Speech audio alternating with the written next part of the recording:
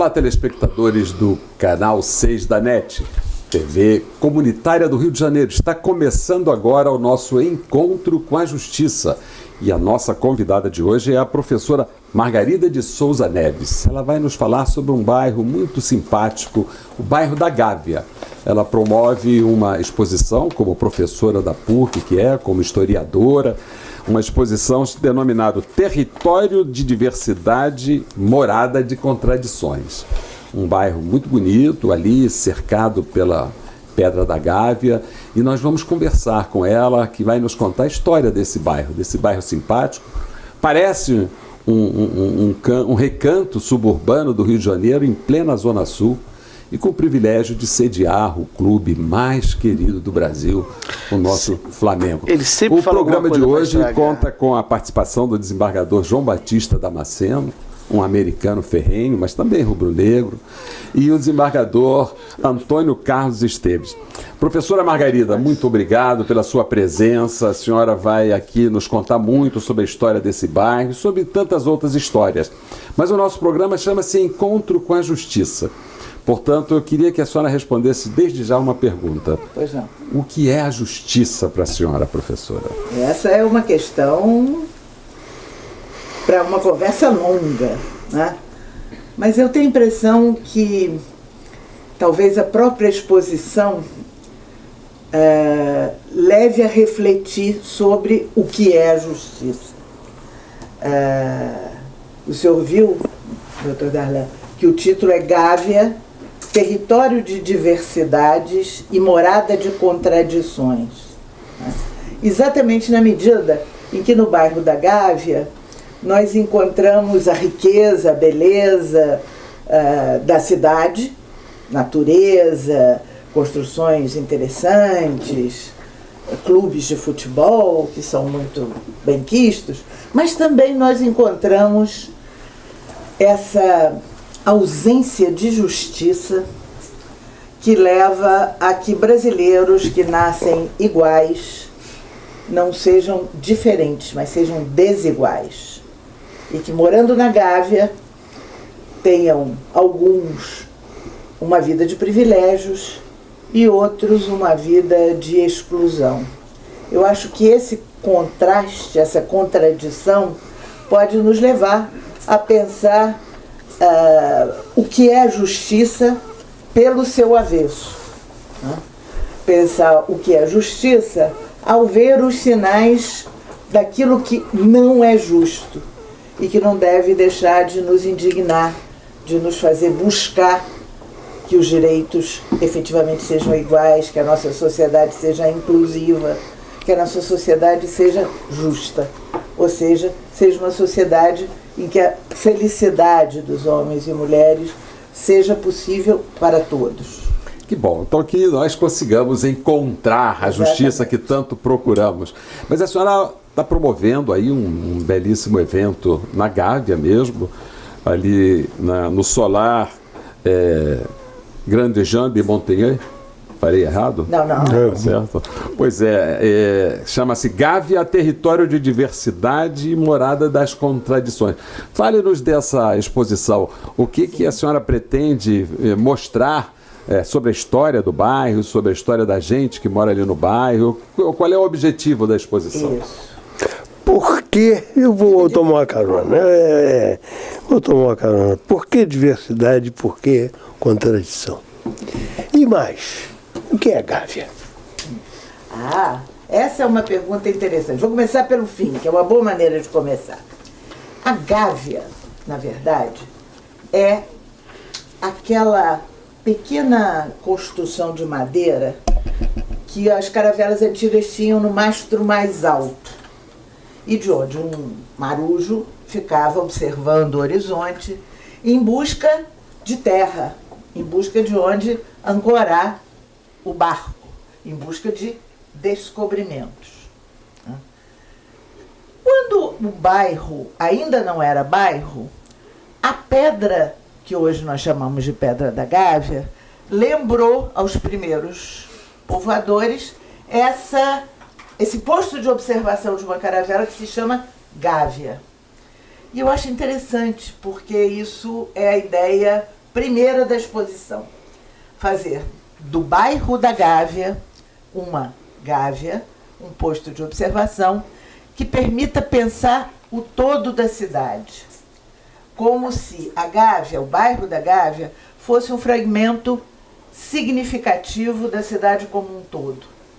De tal maneira que, observando a vida, observando a beleza, observando a força da natureza, esse verde entremeado de construções feitas pela mão do homem, nós pudéssemos ver, pensar e nos colocar como cidadãos, como membros dessa sociedade que habita esta cidade. Como pensar essa cidade na profundidade do tempo, fosse possível através desse pequeno fragmento que é a Gávea, que tem, como eu já disse antes, todas essas diferenças que a cidade, o nosso país tem, mas também tem todos os conflitos, ali onde a diferença não é diferença, mas é hierarquia, é exclusão, é contradição. Quem eram os moradores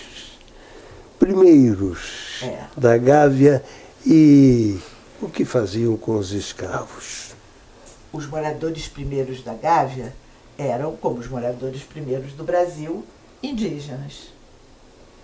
Indígenas que ali habitavam na proximidade da então chamada Lagoa de Sapopenapã, que depois vai se chamar Rodrigo de Freitas. Que era bem maior do que é hoje, né? Chegava até a PUC, de um lado, das janelas, das varandas do solar desse arquiteto Grandjean de Montigny, era possível ver a lagoa. A gente hoje tem dificuldade de pensar isso, né? E a igreja de São João Batista de Botafogo chama-se, na verdade, Igreja de São João Batista da Lagoa, porque a lagoa chegava até o que hoje é a metade da Rua Voluntários da Pátria.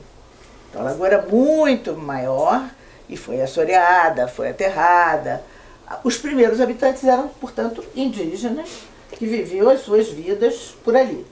Os primeiros colonos e colonizadores que chegaram àquele local, que não era cidade do Rio de Janeiro, era fora da cidade, aquilo ali era completamente fora da cidade do Rio de Janeiro.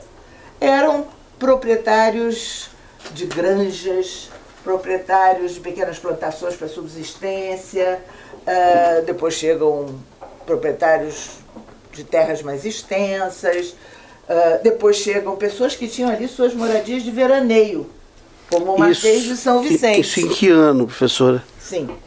Mais ou menos, que período? No começo do século XIX, a população começa a se adensar. Tá, 1800 e...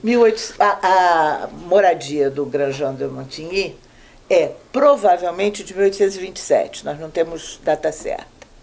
Então, esses primeiros moradores ali morariam para o princípio do século XIX, quando muito para trás, final do século XVIII. E ali tinham casas de veraneio. O Pimenta Bueno, Marquês de São Vicente, tinha sua casa de veraneio, uma casa belíssima, que hoje é o Museu da Cidade.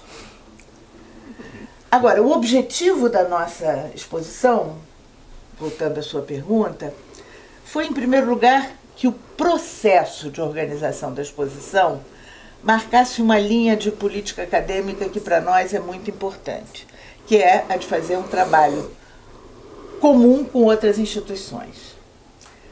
A exposição é feita pela PUC, pelo Solar e por departamentos da PUC, mas também pelo Instituto Moreira Salles. E o trabalho foi realmente um trabalho conjunto, feito em comum. De tal maneira que quando o reitor da universidade, o padre Josafá Carlos Siqueira, me perguntou e o que o Solar fez e o que o Instituto Moreira Salles fez? Eu não posso responder, porque é impossível separar. Trabalharam juntos. Nós trabalhamos efetivamente juntos na pesquisa, na busca de iconografia, na elaboração dos textos, na escolha do que seria exposto, na escolha da lógica da exposição. Foi realmente um trabalho feito em conjunto pelas duas instituições. Agora, professora, a senhora fala dessa diversidade da Gávea, teve um período na história do Brasil em que se pensou alguma coisa que reduzisse esses conflitos. E aí, já que a senhora falou do Instituto Moreira Salles, aquela casa belíssima projetada, né, pelo Reid, que era, né, que a arquitetura, né, que o Brasil adota naquele momento, né, da Bauhaus, e nós temos também do outro lado o que deveria ter sido o Parque Proletário da Gávea. Então, de um lado, a Casa do Banqueiro, né, projetada pelo Reid, do outro lado, o Parque Proletário da Gávea, igualmente, né, com estilo trazido pela Bauhaus. Este parque, ele acaba projetado pelo Reid. É. O que nós chamamos minhocão. Sim, é o minhocão, exatamente. Mas que deveriam ter outros blocos, né? Sim, sim. E num dado momento, no fim aí do governo Vargas, né, um pessoal aí mais letrado, mais ligado ao DN de então, abandona esses projetos de construção de moradias. Nós chegamos hoje a um déficit de 6 milhões de moradias no país. Exatamente. Então tem um projeto incompleto aí dessa... Como sempre, né? Na verdade, nós temos reiteradamente na nossa sociedade, em especial na nossa cidade, tentativas de interferir, vamos ser generosos, positivamente para mudar condições de vida, que são condições de vida muito precárias, que ou bem tornam-se o provisório perenizado, ou bem são, como é o caso, por exemplo, do alemão, intervenções pontuais que não solucionam problemas e que são, eu costumo dizer para Christine Lagarde ver. Não sei se vocês se lembram que quando a Christine Lagarde veio ao Brasil, a levaram para ver a beleza do teleférico.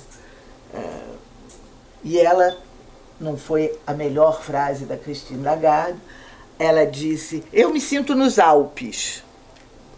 Não sei se vocês estão lembrando disso. Sim. Não foi a melhor frase que ela pronunciou na sua vida. Mas, em todo caso, essa frase é expressiva da distância entre o visitante e a realidade da vida dessas pessoas. A Gávea era conhecida no início do século XX, até metade do século XX, como Gávea Vermelha, porque a Gávea era ocupada também por muitas indústrias. E nessas indústrias, claro, havia exigência do trabalho de operários. E esses operários, como era de se esperar, tinham suas reivindicações.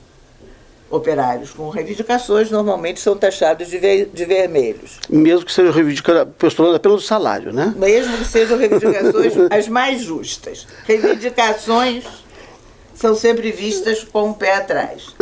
Problema que vai gerar essa incapacidade nossa de lidar com uma inclusão efetiva, com uma construção da cidadania que o seja para todos. Tá? Escutar aqueles para quem se pretende fazer uma obra como, por exemplo, o Parque Proletário. O Parque Proletário não é exatamente o Minhocão. O Parque Proletário, foram feitos 3 parques proletários no Rio de Janeiro, era uma solução provisória para abrigar os pobres de favelas. Eram casinhas de madeira, tinha rígidas regras, um decálogo que não era um decálogo, porque eram 19 regras, muito rígidas, que diziam respeito ao cotidiano das pessoas, e para ter uma casa ali era preciso cumprir aquilo. Só que esses parques se deterioraram, se favelizaram, e foi encomendado ao Reid o projeto do Minhocão, que é um dos poucos projetos, junto com o Pedregulho, que também é dele, de uma moradia digna, né? Bonita, pensando nas pessoas que vão morar ali para os pobres. O Minhocão foi feito, ficou muito bem feito, tem áreas comuns, e aí começamos com a política de favor. Era para os moradores do Parque Proletário. Mas aí tinha a sobrinha do porteiro, do amigo, do primo, do governador, que pediu ao primo e ao amigo, até chegar lá e disse, por que não cedia um apartamento para sua afilhada? Aí vai um apartamento para a afilhada. Essa história se repetiu ad náusea, de tal maneira que são poucos os moradores do Parque Proletário que vão efetivamente ocupar esses apartamentos, que são apartamentos muito bons. Hoje em dia, menos ainda há alguns. A maioria da população do Parque Proletário vai ser transferida em levas para a Cidade de Deus e para longe. Professora Margarida, a sua presença aqui no nosso programa é tão importante que nós hoje temos no nosso auditório honrados convidados, como, por exemplo, o comandante Celso Franco, tão querido de todos nós, um dos homens que mais serviços prestou à nossa comunidade, seu conhecimento sobre o trânsito, a sua cultura geral, tem sido um norte, um homem que, com o seu conhecimento, com o seu talento, tem prestado muitos serviços relevantes, e ainda a presença do João Cândido Portinari, que ainda queremos entrevistá-lo no nosso programa. E hoje nós estamos aqui com o nosso fundo do nosso programa, com um quadro preciosíssimo, né, do nosso querido Portinari. Então, a senhora vê como é fundamental a sua presença aqui. Mas a senhora já falou do Minhocão, falou da casa onde está sendo realizada essa exposição, mas que outros edifícios históricos são importantes na Gávea? Aliás, a senhora revelou um fato que agora eu me identifiquei totalmente. Eu fui morar na Gávea porque a Gávea é vermelha. Sabe? Esse amor pelo vermelho. Mas aí tinha um complemento. Tem o preto também, mas o vermelho ele é o vermelho do sangue, é o vermelho da bandeira socialista, é esse vermelho que eu gosto. Então já me identifiquei com a Gávea, por isso que eu sou morador da Gávea, porque eu sou um vermelho. Ele não perde essa mania de falar do Flamengo. Isso é Mas que outros... É a diversidade que temos aqui, professora. Esse programa é absolutamente de diversidade. Porque os grandes empresários, pelo menos até a metade do século passado, eles construíam o centro industrial, mas também construíam residências para os empregados. E eu conheço isso muito bem, porque ali onde hoje chama-se Nova América, mais ou menos, em Auma, aquelas casas eram dos empregados. E os grandes empresários, eles construíam casas para os seus empregados. Mas vamos ficar na Gávea, Esse fato aconteceu na Gávea. Na Gávea tem até hoje. A parte que os alunos mais valorizam da universidade se chama a Vila dos Diretórios. A Vila dos Diretórios era uma vila operária do antigo cotonifício da Gávea, que depois se tornou a Sudantex.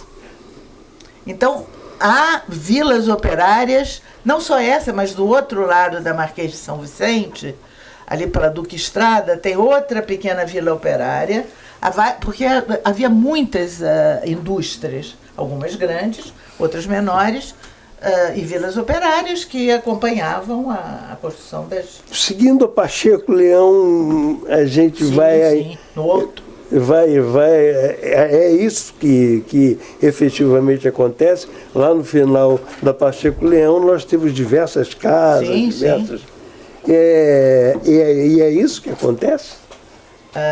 Esse é um modelo, né? Não é um único, mas ali no final da Pacheco Leão você tem várias casas que também eram casas operárias de uma fábrica que estava na beira da lagoa, né?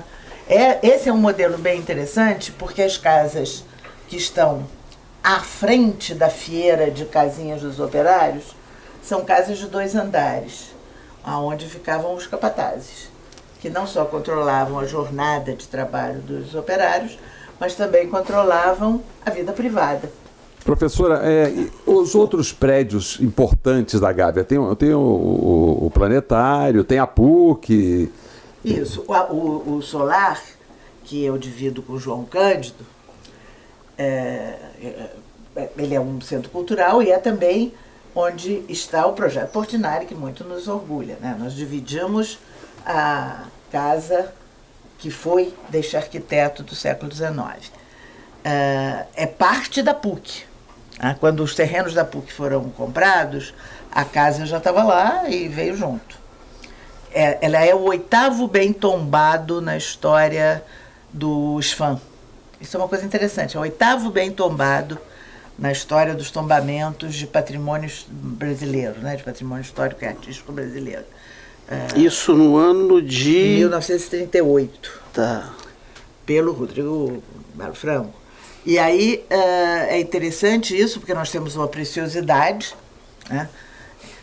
Nós zelamos muito por esse patrimônio, mas ao mesmo tempo não é fácil administrar uma casa de 200 anos, que você não pode fazer nada, porque ela é uma casa tombada e não deve poder fazer. Mas como é que você vai gerenciar, por exemplo, acessibilidade à casa?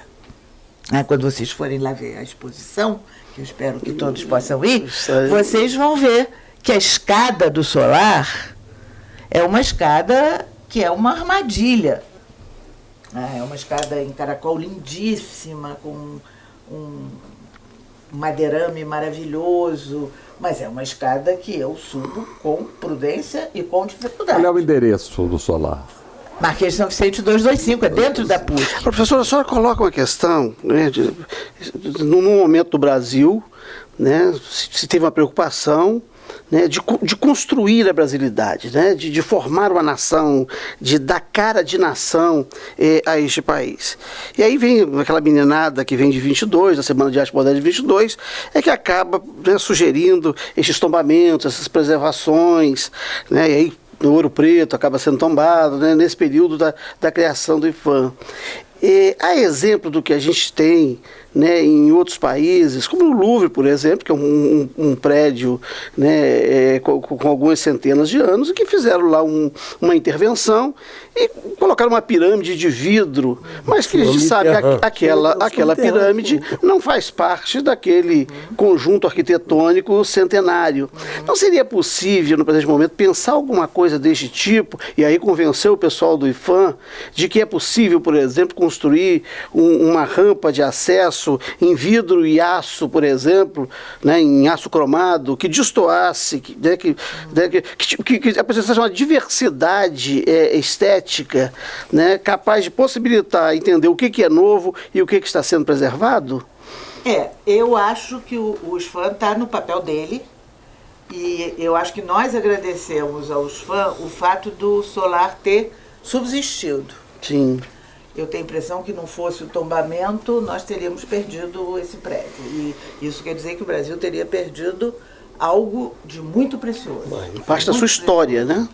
E de algo que pode ser um elemento de identificação, um traço da sua história, da sua identidade, da sua memória. Né? Agora, certamente, a melhor maneira de preservar um bem tombado é ocupá-lo, é usá-lo, é dar usabilidade. Além disso, nós temos uma lei que obriga a que um centro cultural seja acessível a todos os seus visitantes, inclusive aqueles que têm dificuldade de locomoção. Então, não só eu acho que seria possível, como eu tenho certeza que é necessário e que nós encontraremos uma maneira de, preservando aquilo que é essencial e que dá a fisionomia do prédio, fazê-lo acessível a todos, né?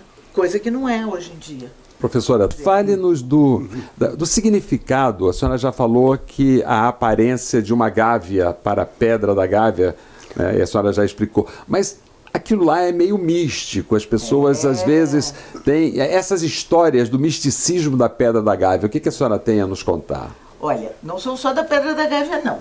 Eu adoro essas histórias. porque eu acho, primeiro, que elas são muito divertidas, e segundo, eu acho que elas nos dão pistas interessantes para pensar aquilo que são os nossos valores, os nossos medos, os nossos temores, as nossas esperanças e tal coisa. A casa tem histórias maravilhosas, naturalmente que de fantasmas. Eu quero ver isso o dia que eu for lá. Os guardas que fazem a ronda do campus, que são os seguranças do campus, os armados, naturalmente, eles não sobem lá depois que escurece nem por nada. Porque todos eles garantem que tem um ouriço gigante com olhos luminosos, vermelhos. Olha. Uma coisa fantástica. Todos eles contam, professora, a senhora, por favor, não fique depois que escurece, porque vem o ouriço. Digo, então não tem conversa, pode deixar que vou sair. O Daciolo já vê urso. Pois aqui tem para todos os gostos. Além do ouriço, tem uma história que eu estou começando a achar que não é lenda, que tem seu fundo de verdade, que é o seguinte: há uma enorme pedra mármore, e segundo as histórias contadas, por ali há o acesso a um túnel que levaria até São Conrado. Porque, e isso tem uma certa lógica, em São Conrado desembarcariam escravos importados de forma ilegal, depois de 1850, e que veriam pelo túnel, chegariam à casa e depois seriam levados para venda na subasta pública. Essa história eu ouvi um monte de vezes, mas a Major, que é secretária de um dos vice-reitores, e que é neta de um antigo morador do Solar, o avô e a avó dela moravam ali, me falou do tal túnel e disse que o irmão dela entrou no túnel. E o filho do último proprietário daquilo, que vendeu para a PUC, cujo sobrenome é Faria, ele foi sábado passado ver a exposição, ele me contou que ele próprio sabe por boca de seus tios da existência desse túnel. Nós tivemos que fazer uma obra, levantamos a pedra, efetivamente tem uma entrada de um túnel. Só que o túnel está esbarrancado e não é possível prosseguir no caminho. Então essa também é uma história boa. A terceira história, que é ótima, outra vez da casa, a casa tem 2 salas redondas, lindas, que por serem construídas dessa maneira e por um arquiteto que entendia de som, enfim, ela tem um eco imenso no centro da sala. Se for até o centro da sala e falar baixo, você escuta a sua voz muito amplificada. Então, a versão de história contada desse fato é que o Grachan de Montigny seria maçônico, nenhuma documentação que o prove, por enquanto, e que para o grupo maçônico dele era muito importante a experiência de ouvir a sua própria voz. Então, que ele construiu a casa de forma que ele fizesse essa experiência, que era uma experiência cheia de sentido na perspectiva das suas escolhas de vida e da sua crença. Então, a casa já tem histórias fantásticas. E a pedra? A pedra também. A pedra tem histórias muito boas. Tem história de inscrições fenícias. São os meus antepassados, né? Os fenícios são os sírios. É esse pessoal que veio de Damasco, são os damascenos. São os damascenos, exatamente. Você então vai estar encarregado de fazer uma pesquisa sobre as inscrições fenícias. Eu escuto essa história das inscrições fenícias na Pedra da Gávea e no Pão de Açúcar, desde que eu sou pequena. Eu ficava fascinada com tal pássaro que se vê na Pedra do Pão de Açúcar, que efetivamente se vê um íris voando. É verdade. Então tem essa história das inscrições fenícias e tem a história de que tem uma escultura de Dom Pedro, do rosto de Dom Pedro II, numa das pontas da Pedra da Gávea, que tem um certo parecido. Mas essas são histórias que se contam. Mas, professora, é muito difícil essa entrevista, senhor diretor, porque à medida que a professora vai falando, vão surgindo dúvidas, vão surgindo histórias, sonhos. O que a Gávea tem com o Jardim Botânico? O Jardim Botânico é um dos caminhos para a Gávea. A primeira sala da exposição se chama Caminhos da Gávea. A gente entra nessa sala e tem as duas pedras das quais o senhor falou.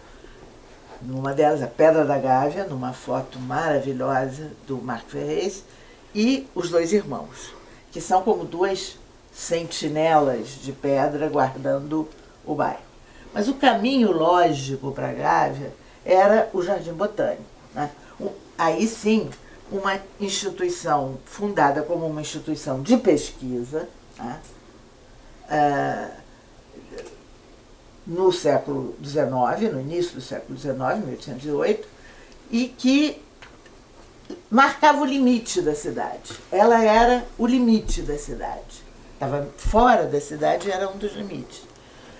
Tem uma outra relação que é interessante, que não é só de ser caminho para a Gávea e ser a marca de limite da cidade, mas tem o fato do Jardim Botânico abrigar uma das obras do Grandjean de Montigny, que é o frontispício da Escola de Belas Artes, que está dentro do Jardim Botânico. Né? Lindo, lindo, lindo, muito bonito. É muito bonito. Agora, a senhora falou aí da história, falou do Jardim Botânico. Dom João VI fundou o Jardim Botânico, sim, mas ele chegou até a Gávea ou ele parou por ali? Olha, que eu tenha conhecimento, ele nem chegou ao Jardim Botânico, ele não tem que ter ido ao Jardim Botânico. Sim. Não, mas eu digo a obra dele, a administração dele. A administração dele. Bom, a administração dele chegou muito mais longe do que ele próprio podia pensar, na medida em que ela possibilita a quebra do laço colonial por excelência, que é o exclusivo comercial. Então, ao abrir os portos brasileiros ao comércio das nações amigas, vale dizer, da Inglaterra, né, que era uma maneira de isolar a França napoleônica, quebra-se o laço colonial por excelência, que é o exclusivo comercial, o monopólio comercial. Então, na verdade, claro que isso não foi nem de longe a intenção dele, mas a ação de Dom João VI chega muito longe, muito além da Gávea. Né? Ela chega ao processo de emancipação que se consolida, pelo menos... Mas o caminho dele era outro. O caminho dele era outro até porque ele ia para o mar. Ele ia tomar o seu banho no Caju. No Caju. E aí, professora, a senhora disse que a Gávea era um lugar para férias, para lazer, como a Tijuca. Porque a Tijuca era um lugar de passeio, as pessoas iam para descansar, a Gávea teria... É um pouco diferente. O Machado de Assis, a quem a gente sempre deve recorrer, ele... Eu estava pensando nele, exatamente. No livro Esaú e Jacó, ele faz uma cartografia do Rio de Janeiro que é muito interessante, que é o centro da cidade, os bairros residenciais, que era Botafogo, Laranjeiras, Flamengo, onde morava a boa sociedade, e os arrabaldes pitorescos. Os arrabaldes pitorescos eram a Tijuca. A Tijuca era... Era Copacabana, que era um arrabalde distante e de difícil acesso. E ele não toca na Gávea, porque a Gávea não tem tanto esse caráter de ser um lugar de veraneio, ainda que o Marquês de São Vicente tivesse ali sua casa de veraneio e outros também. Era um lugar de granjas, de pequenas propriedades de produção agrária de subsistência. Mas como a senhora explica a preservação da Mata Atlântica ali, né, nessa área da Gávea, que é tão importante, é um pulmão para a nossa cidade, sem né? Dúvida, sem dúvida. Nós temos muito cuidado com isso na universidade, né? Porque nós temos ali um pequeno retalho de Mata Atlântica praticamente intocado, né? E que a gente tenta o mais possível preservar. Essa é uma consciência relativamente recente, né? Essa consciência de que este é um bem inestimável, né? Esse é um bem de todos nós. Acho que a geração que vem aí é mais consciente do que a minha, certamente, da riqueza que isso representa para todos os brasileiros. Existe uma árvore tombada na Rua Marquês de São Vicente, uma árvore histórica? Existe uma árvore histórica que está num terreno da PUC, por certo, que é É Figueira? Não, a figueira está na Rua Faro. Mas existe uma figueira tombada. Na Rua Faro, na Rua Faro. no Jardim Botânico, que é uma beleza de figueira, que está lá em cima, na Rua Faro. Pouca gente conhece, né? A da Marquês de São Vicente é uma que está na atual residência dos jesuítas e que se vê muito bem da rua, porque ela é enorme, gigantesca, uma árvore enorme, muito bonita. E essas figueiras que estão no canal, elas chamam-se figueiras do Buda, né? Tem Essas esse nome. Que estão na Visconde de Albuquerque. Essas são mais recentes, né? O que acontece é que elas crescem de Cresceram maneira muito... Agora, ali não tem praticamente terreno para se enraizarem, né? E são nativas, não? Aquelas não. Não. Elas estão plantadas. Aliás, a Maria Gran, né, que foi preceptora dos filhos de Dom Pedro I, e nesse período aí da construção da casa, 1821, de 23, ela visita o Jardim Botânico e ela escreve no livro dela Viagens através do Brasil, É uma beleza, um espetáculo aquele livro. Todos os livros de viajantes são... E que ela encontrou muita coisa exótica e pouca coisa nativa. É interessante essa questão de que o brasileiro olhou pouco para si, né, ao longo da história. Né? É muito recente essa ideia, né, de valorizar o que é nosso. Né? O que é interessante é a gente pensar o que seria exótico para Maria Graham, né? Porque para grande parte dos estrangeiros, exóticos éramos nós. Exóticos era a natureza brasileira. Exótica eram aquelas plantas não conhecidas, né? Então eu gostaria de ter agora na memória o que ela está chamando de exótico. Provavelmente ela está chamando de exótico que é estrangeiro. Mas Exatamente. isso é um palpite. Qual era a meu palpite dimensão também. da Gávea? A Gávea era bem maior do que hoje se denomina o bairro da Gávea, né? Ela ia até São Conrado? Ela ia até São Conrado. Nós Rocinha. temos fotografias. A Rocinha começa em 1930. Tem umas fotografias na exposição da Rocinha no começo da sua existência. E é muito comovente. Tem uma fotografia em que as mulheres estão estendendo a roupa na relva, no que hoje é a Lagoa Barra. É uma coisa que a gente custa. Pois é, professora, eu tenho alguns recibos de venda de lotes na Estrada da Gávea, sim. Onde hoje é mais ou menos o que se favelizou, né? Mais ou menos, a Estrada da Gávea tem contraste.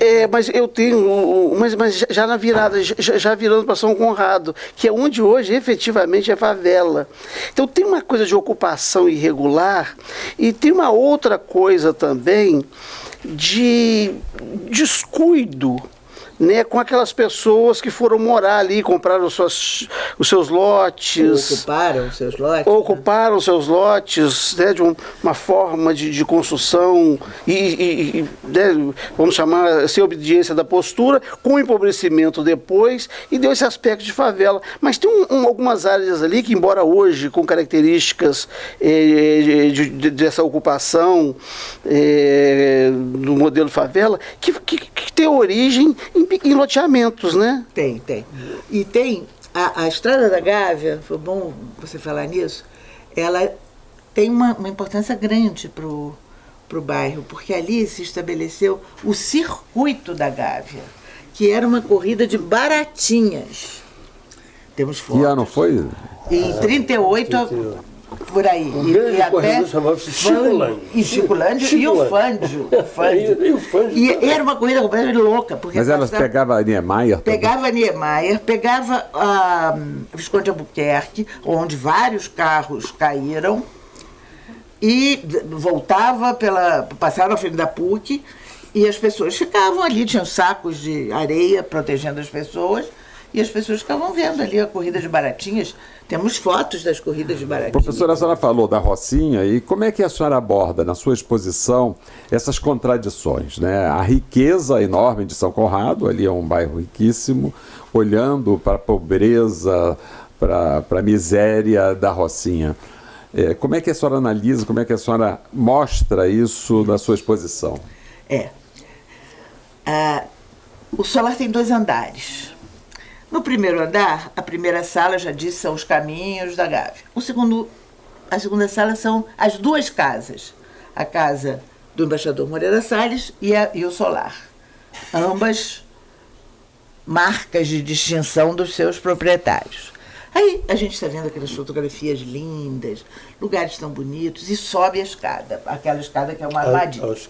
A tal escada. Quando a gente sobe essa escada, a gente entra numa sala que tem um telão enorme, com uma fotografia magnífica de um fotógrafo canadense que se chama Polidori, e que é uma fotografia da Rocinha. De quando? De 4 anos atrás. Então, nós fizemos um traveling, né, em que você tem um banco, você senta nesse banco e você vai vendo. Você fica meio que envolto naquela paisagem que ao mesmo tempo te fascina, te espanta, quase que te assusta e te interpela. E a câmera vai lentamente se aproximando, passeando pelas casas, algumas casas mais ricas, outras casas ainda de madeira. Isso tudo em foto? Isso tudo naquela parede ali de grande com uma um movimento, né? A câmera vai passeando, foca, aproxima, aí tem uma mulher na janela, tem outra lavando roupa, tem uns homens virando a laje, e as pessoas ficam tomadas ali por aquela visão tão próxima e tão gigantesca da Rocinha. O que nós pretendemos é que as pessoas reflitam sobre isso. E cada uma chegue àquelas conclusões que ela queira, possa, mas que aquilo as faça pensar, né? Que aquilo as faça refletir, né? Que é uma palavra tão forte, né? Curvar-se sobre aquela realidade tão próxima, mas que a gente, às vezes, põe tão distante de nós. Ali não tem jeito de ficar distante. E logo próximo tem uma televisão passando os filmes feitos com celulares por meninos adolescentes da Rocinha. É um projeto do Moreira Salles, do Instituto Moreira Salles, lindíssimo. E os meninos fizeram filmetes de 7 minutos cada um sobre profissões na Rocinha. Então tem um filmete sobre os carregadores, que tem uma enorme importância numa favela. Os motoboys. Esses não estão entrevistados, mas seria bem interessante. Você vê na fotografia. Fazer parte da economia, né? Da economia da Esses são carregadores braçais. E tem um casal que fez uma roça na Rocinha. O filme se chama Uma Roça na Rocinha. E são 2 cearenses que vieram e não queriam fazer... Ele não queria trabalhar em obra, que é o destino de quem chega, e eles resolveram fazer uma roça na Rocinha. Então plantam maracujá, feijão, batata, criam galinha, porco. E os moradores da Rocinha, eles têm acesso fácil a essa exposição? Ou a senhora pensa em levar escolas à exposição? Porque essa integração, né, já que a senhora fala da diversidade, das contradições, era muito interessante levar as escolas e levar os moradores da Rocinha ali para essa integração, para esse acolhimento. Autores, de coisas ali da exposição. Já produzem, né? Eles já produziram coisas arte ali. que estão ali na exposição. Essa exposição é permanente? Não, ela é até o dia 26 de outubro. Tá. E qual o horário de funcionamento, professora? Funciona de segunda a sábado, inclusive, de 10 da manhã às 5 da tarde. Não funciona nos domingos. Nós preferimos abrir nas segundas e fechar nos domingos. Professora, quem somos nós, hein? A senhora está falando nós e nós. Quem são? Porque eu imagino que para um projeto desse eu tenho que ter antropólogo, eu tenho que ter arqueólogo, eu tenho que ter profissões ligadas a esse tipo de desenvolvimento científico. Nós certamente bebemos dessa fonte. Nós aí é a equipe que montou a exposição. As duas equipes, a equipe do Moreira Salles, do Instituto Moreira Salles, que na verdade é uma equipe de 3 pessoas e de vários técnicos. Era a professora Ileana Cedron, a professora Raquel Rezende e o professor Sérgio Brugge. E a equipe da PUC, que, enfim, era o professor Eduardo Gonçalves, os 4 bolsistas de iniciação científica e eu. Alguma pesquisa chegou a revelar a existência de cemitério? Não. Porém, sim, quer dizer, não quer dizer que não tenha. Não Sim. chegou a revelar. Sim. Mas sim de uma olaria.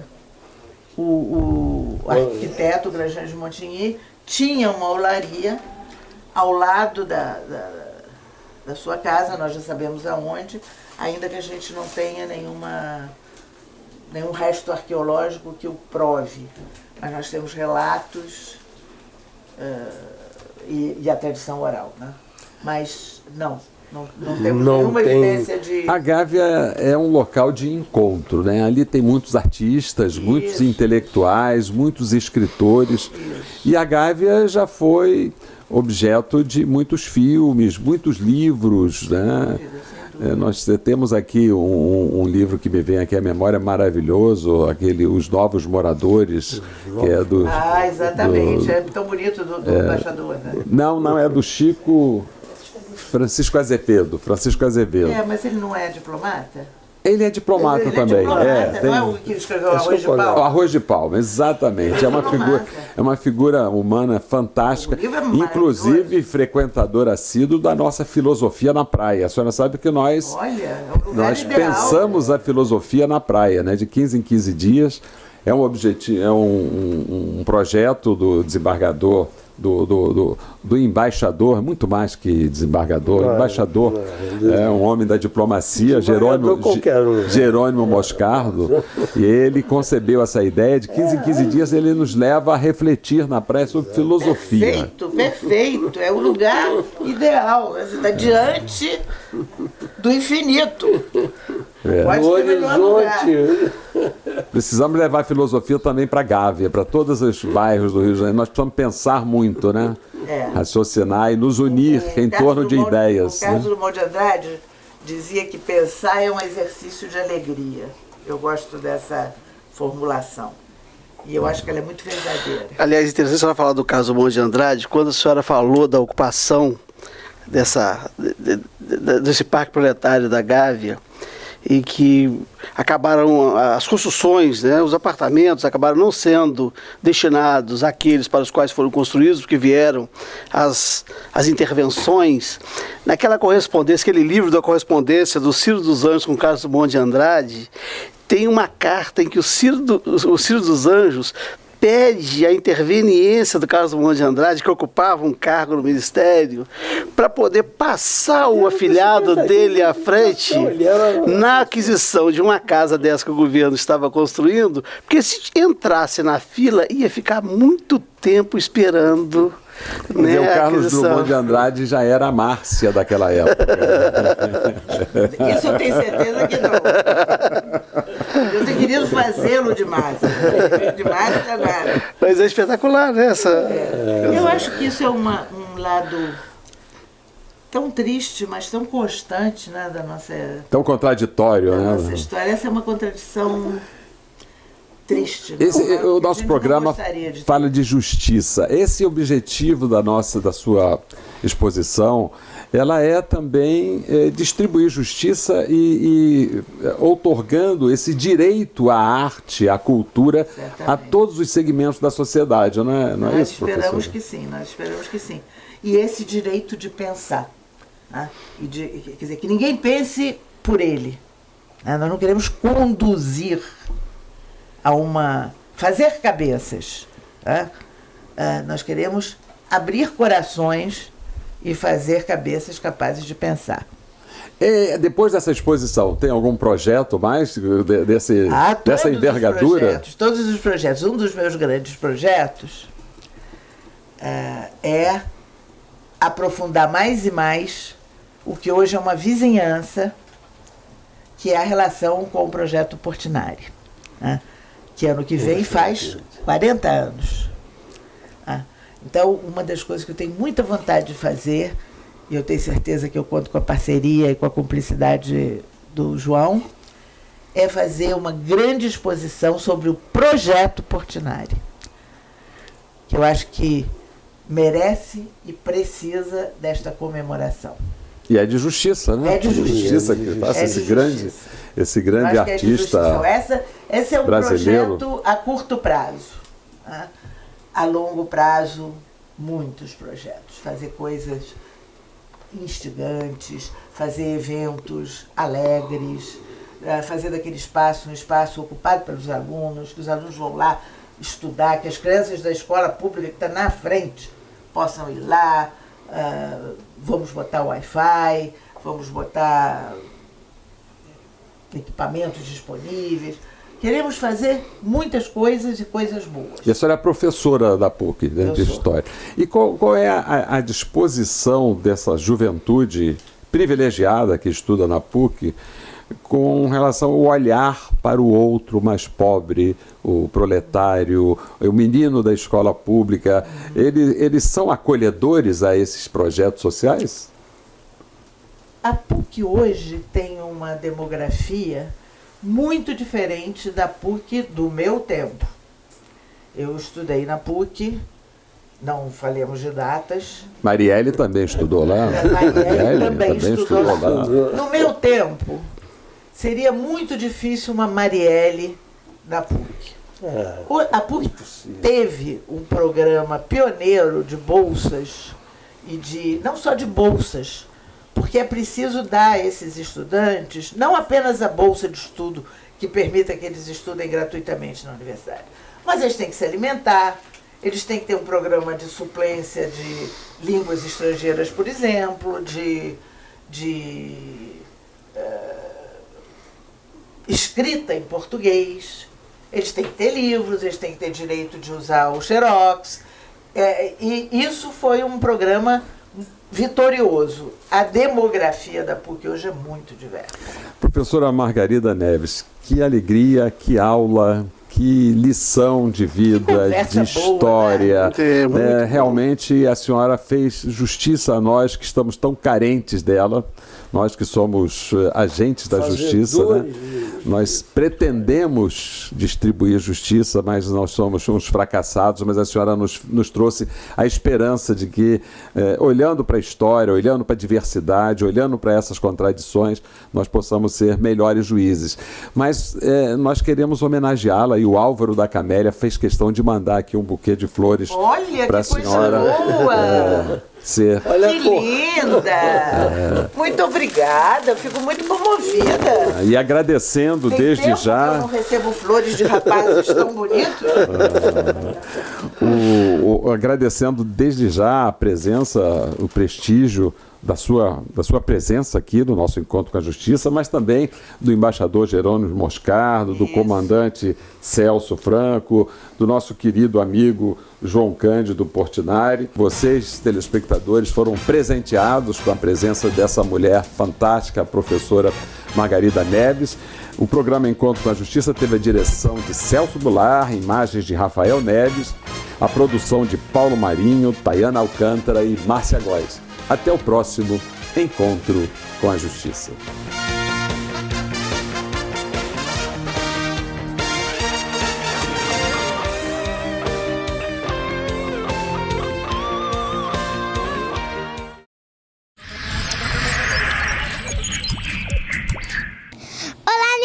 Você vai estar lá. E hoje vamos falar sobre teatro. Foi ele, o Todo-Poderoso. Quem que você tá falando? Para de nos matar. Ó a cena, aqui na frente. Fala, porque eu tô ficando azul de tanta curiosidade. Ele é o mais belo, Passinho pra trás. o mais forte. Passinho pra trás. Esse é o meu grupo de atores da peça A Festa na Arca. Estou falando do Negro Gato. Alô, mulher errada, cheguei. Espalhar tudo. Pra lá vocês, pra cá. Ai, a mãe é aqui, tá? Ok? Estou aqui com a Grazi Luz, a diretora da Faz Arte Produções. Tia Grazi, tudo bem? Tudo bem, Monique, minha coelhinha favorita. Fala para os nossos amigos da TV ECA sobre a peça A Festa na Arca. Então, a Festa na Arca, como já diz, é uma festa dos bichos que a gente brinca um pouquinho com a história de Noé, só que de uma forma alegre, de uma forma que as crianças entendam e de uma forma que a gente possa falar um pouquinho da Bíblia, só que brincando com teatro. Eu ouvi falar que essa história já foi criada antes e não pode ser deletada, né? É verdade, fica pra sempre sendo contada de várias formas diferentes. Dizem que essa história foi parar até na Bíblia. Gente, o que a Bíblia vai fazer? A vocês, minhas fãs, essa música eu vou dedicar. Só na Caixa Formiga. Ai, essa não.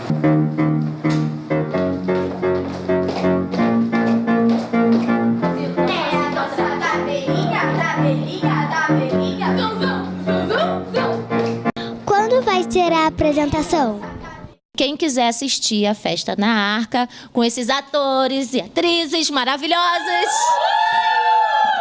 será lá no Teatro Fashion Mall em novembro. Tô esperando vocês, hein?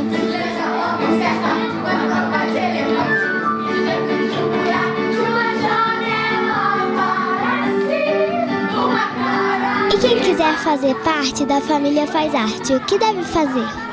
Quem quiser fazer parte da família, Faz Arte, é só ligar para o telefone 3502 1542 DDD 21. Fica aqui no Barro World e tem também a escola lá no Fashion Mall. Teatro musical para todas as idades. Passinho, passinho.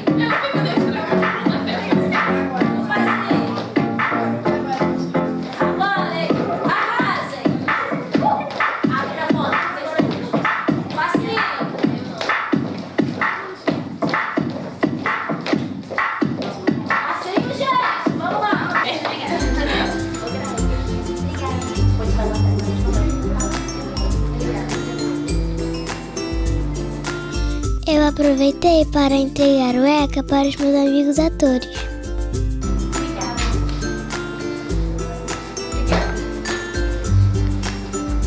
Obrigado. Esse livro aqui é sobre o ECA, que é o Estatuto da Criança e do Adolescente. Alguém sabe o que é? Não. Você sabe, Monique? São as leis que falam sobre os direitos e os deveres Das crianças e dos adolescentes, tá? Muito legal vocês saberem, tá? Obrigada, tia Grazi.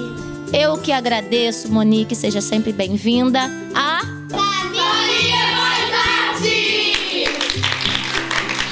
O programa de hoje chegou ao fim, aqui na TVC Rio, canal 6 da NET. Tchau!